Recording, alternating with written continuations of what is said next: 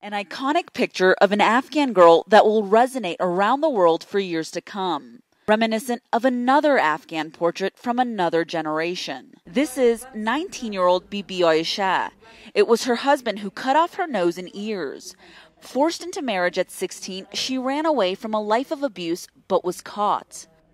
After trial by the Taliban for bringing shame to the family, this was the punishment. Her husband carried it out and left her to die on a mountainside in Oregon province. When they cut off my nose and ears, I passed out, Aisha says. In the middle of the night, it felt like there was cold water in my nose. I opened my eyes and I couldn't even see because of all the blood. She barely survived.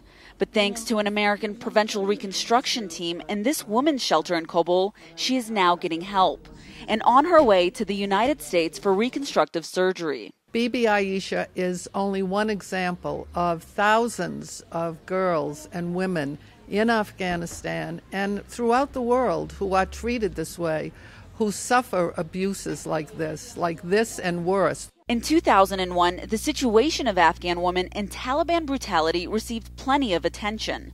Now, organizations like Women for Afghan Women say the international community is strangely silent on the issue. And with plans of negotiating with the Taliban, many fear it will be the women who will pay the price. United Nations officials here estimate that 90% of women suffer from domestic violence, and they have very few places to turn to. Women for Afghan Women has helped nearly 1,400 victims in the past few years. It says ignoring women's rights plays into the hands of the insurgency.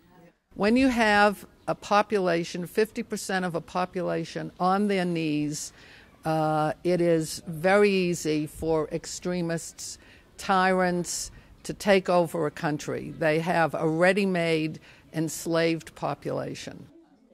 Aisha is reminded of that enslavement every time she looks in the mirror. But now, at least she is getting a chance for a new life in America. Atiya Bowie, CNN, Kabul.